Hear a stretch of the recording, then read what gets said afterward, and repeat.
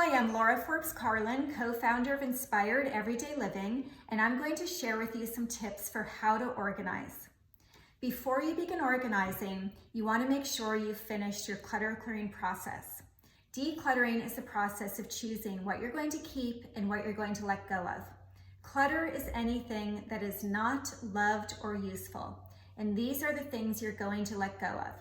And it's very important to make sure you finish your decluttering first, because clutter by its nature cannot be organized.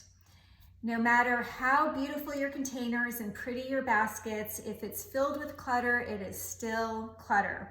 You may get some temporary satisfaction from looking at that clutter contained, but in the long run, it is not going to support you.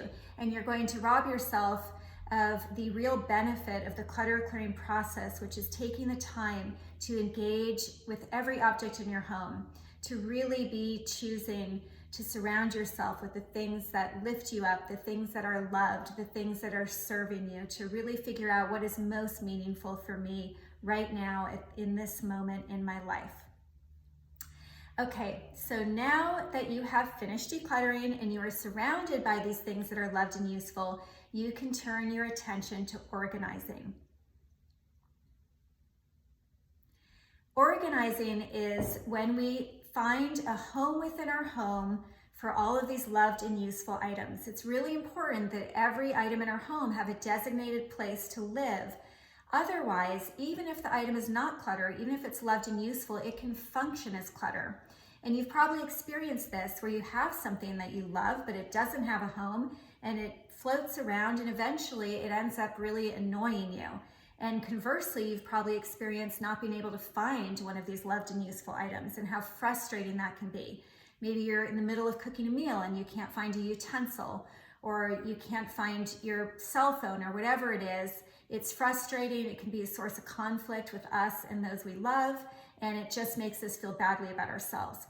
But when we are organized, when everything in our home has a designated place, we can relax and our homes are supporting us, and it just makes the energy in our home much more calm.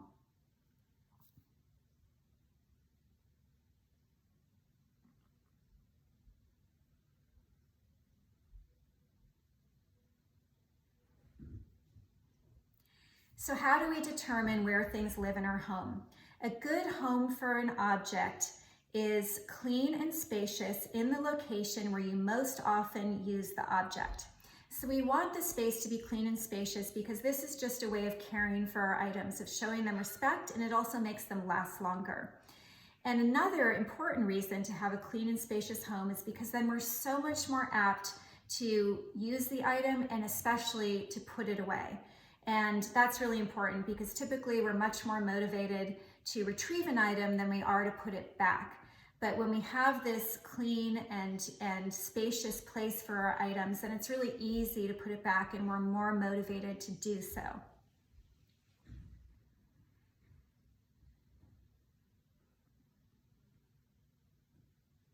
And we also want to have this home in the place where we most often use the item, and we tend to naturally do this. We keep kitchen items in the kitchen and bathroom items in the bathroom.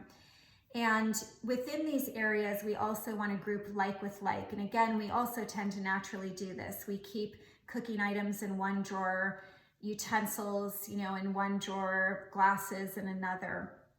Now, some items are not so easily categorized, and then we just need to make a choice. We might use the items in multiple locations, and more important to just make the choice and commit to it than. Now, some items are not so easily, some items it's not so easy because we might use them in multiple locations. So the key thing here is to make a choice. So much clutter is a result of indecision. So just make a choice, and if it doesn't work, you can always adjust later.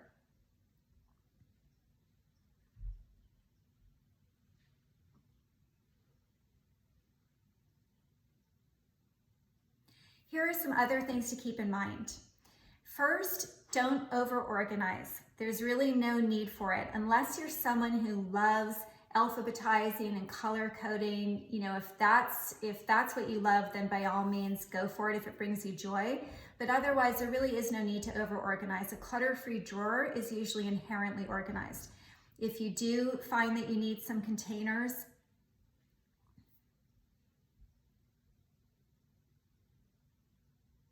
here are a few things to keep in mind. The first is don't over-organize. There's really no need for it. A clutter-free drawer is often inherently organized. Now, if you're someone who loves color coding and alphabetizing and that gives you joy, then by all means go for it. But otherwise, usually simple is better because again, we're more apt to put it away if it's easy to do so. Also, keep in mind that it helps to know your organizing style. If you are someone who is not going to file, then let yourself be a pile person. Just have a designated place for those piles. In my house, no one is going to take the time to put something on a hanger, so we have a lot of hooks. We have hooks for coats, we have hooks for my husband's jeans in his closet, we have hooks for towels, because that is just easier and then the stuff actually gets put away.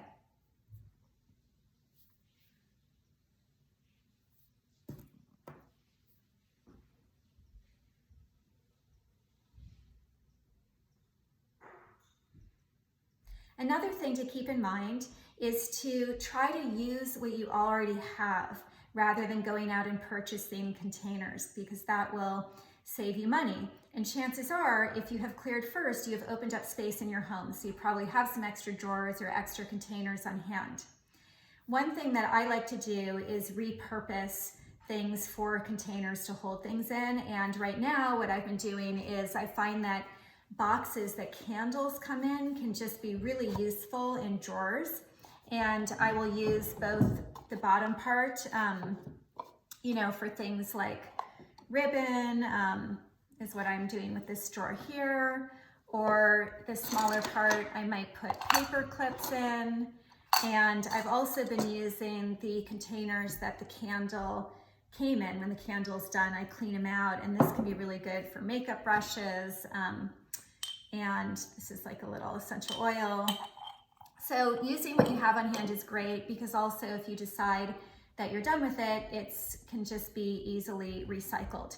Now, if you do want to go out and purchase containers, just make sure that you hold them to the same standard as everything else in your home, meaning they need to be loved and useful. Otherwise, the containers themselves end up becoming clutter.